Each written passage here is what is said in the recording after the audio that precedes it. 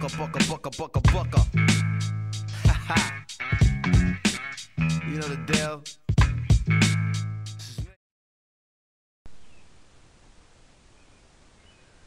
The next thing we're going to talk about in geometry are what are called reflections. So with reflections, there's a couple of key terms that we need to be familiar with. So here we have our original shape. So this is the shape that we start with. And as we can see, it's a triangle, and it's a triangle labeled ABC. So each vertex is labeled with the letter ABC. Then we have what's called our line of reflection. Now, our line of reflection is if we were to hold a mirror up against this screen at a 90-degree angle, the edge of the mirror goes there. That's what our line of reflection means. And then we have our reflected image. And if we were to hold a mirror up against the screen, and we saw the edge of the mirror here, in the mirror we would see the reflected image looking like this. So as you can see here, the vertices, the corresponding vertices are labeled, but there's a little tick with each of the vertices. So B changes into B prime. So those two vertices there are corresponding vertices. They're essentially the same, but one is in the reflected image and one is in the original shape. So let's talk about how a shape moves from its original shape to the reflected image.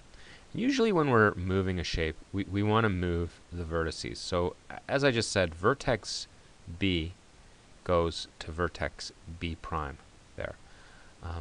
And if we look at the distance from B to the mirror, so the distance from B to the mirror, if I go ahead and measure that distance,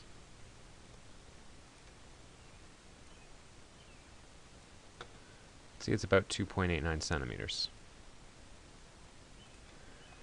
And then if I measure the distance from the mirror to the reflection,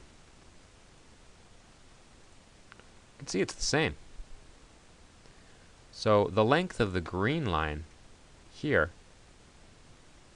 is the same as the length of the black line here. So when we have a reflected image, every point on the reflected image is the same distance from the mirror as the original shape, just on the other side of the line of reflection. Now it's important to note, when we measure distance from one object to another, we usually measure that distance at a 90-degree angle. And if I measure the angle that we have there between the green line and our line of reflection, it is 90 degrees. I'll just leave that up over there. So you can see that if I change the line of reflection, well, the distances that we have, the individual distances are changing, but as a pair, they do stay the same as each other. So I can move that line of reflection, and that still stays a line of reflection. I can make it a horizontal line of reflection. The lengths of those lines stay the same, and as does the angle. So we're always measuring from the original shape to the line of reflection at a right angle, and the distance of the reflected shape is the same. So this vertex is now 2.9 centimeters from the line of reflection at a 90-degree angle, just like this vertex is 2.9 centimeters from the line of reflection at a 90-degree angle.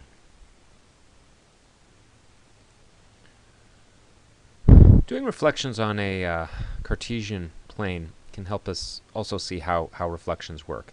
And just like the previous example, here we have our original image. This is what we're starting with. Now we don't have a line of reflection yet, but what I'm going to do is I'm going to set the y-axis as the line of reflection. So this line will be our line of reflection. So in order to draw our line of reflection, well, just like with the previous example, we have to look at how far each vertex is from the line of reflection at a 90-degree angle. So if we measure that, well, here the nice thing about having the grid system is I can see that it's 2 spaces from the line of reflection, so my reflected point has to go 2 spaces at a 90-degree angle. So if that's f, this coordinate here would be f prime. That's my reflected coordinate.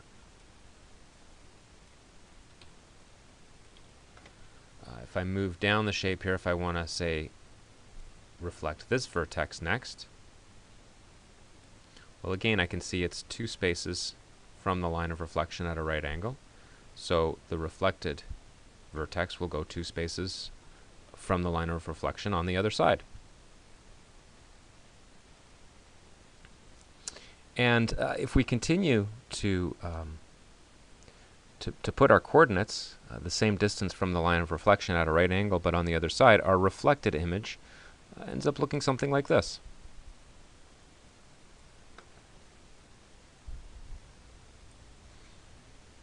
So here's another example where we're going to start with our original image, which is here. And we've got our line of reflection, which is here. And we're going to reflect one vertex at a time here. So again, we have to go from the vertex to the line of reflection at a right angle. And in order to do that with this vertex, we have to make sure that distance is at a right angle. And if I carry the same distance over to the other side, that vertex ends up here.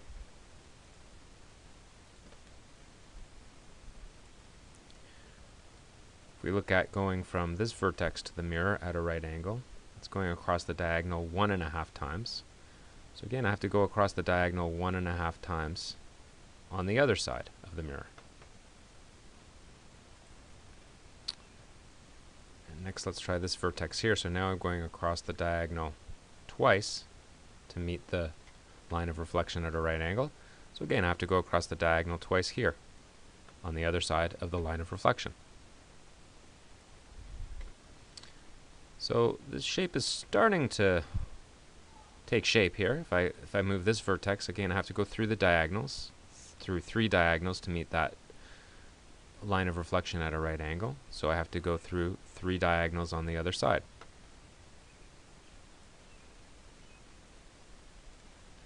And with this one, I have to go through 3.5 diagonals to meet the line of reflection at a right angle. So I'll go through 1/2, 1.5, 2.5, 3.5, and our vertex ends up there. And the only one I think I haven't done yet is this one. So to meet the line of reflection at a right angle, I have to go through the diagonals twice. So I have to go through the diagonals twice on the other side as well. Now we can see I've got all the vertices of my reflected shape. I join those together, and now we can see what the reflection looks like. When we have lines of reflection on a diagonal like this, it is a little bit more, it can be a little bit more confusing, but again, the properties stay the same. We have to go from the original shape to the line of reflection at a right angle, and on the other side, go the same distance away from the line of reflection at a right angle with each vertex, and then join our vertices together to make our reflected shape. So to finish off our lesson on reflections, I'm going to ask you to do a couple of things. If you've got some graph paper handy, it will make this task a lot easier. So starting with this original shape here, first use the x-axis as a line of reflection. So this would be our line of reflection down here. So when you're trying to decide how far to move the vertex, you go from the vertex to the x-axis at a right angle, and then across the other side of the line of reflection, the same distance. Okay, so here, this vertex will end up here. So do that with each of the vertices here using the x-axis as a line of reflection, and then do the same thing again, but this time using the y-axis as the line of reflection.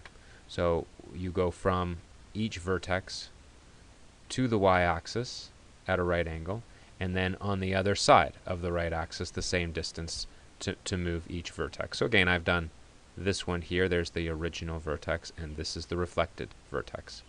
I'm also going to ask you to put the coordinates of each vertex of the original shape and each vertex of the reflected shape, both the one you did for reflecting on the x-axis and the one you do for reflecting on the y-axis. So put the actual ordered pairs there for each coordinate, and describe any patterns you see in the coordinates of the original shape and the reflected image that you end up with here and here.